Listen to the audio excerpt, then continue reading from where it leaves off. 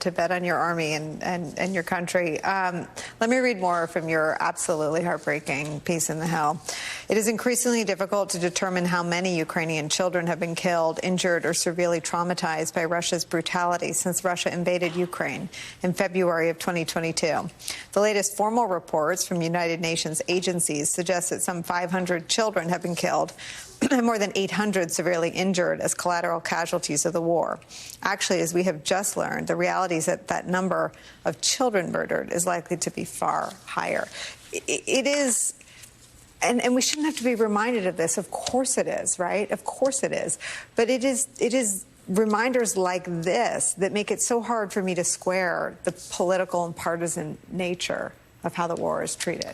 Yeah, well, Nicole, you know, it's unconscionable that we have people in this country, especially political leaders, who don't understand this is a massive humanitarian horror story, which is why Putin, sorry to confuse them, but...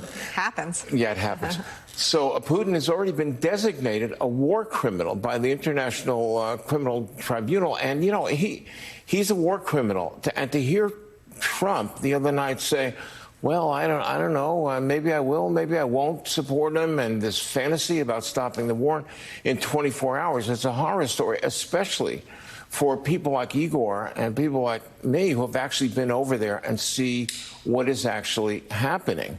And really, that's just the front of the picture in a way, because behind the scenes, we have lots of children, lots of them struggling with horrendous psychological trauma.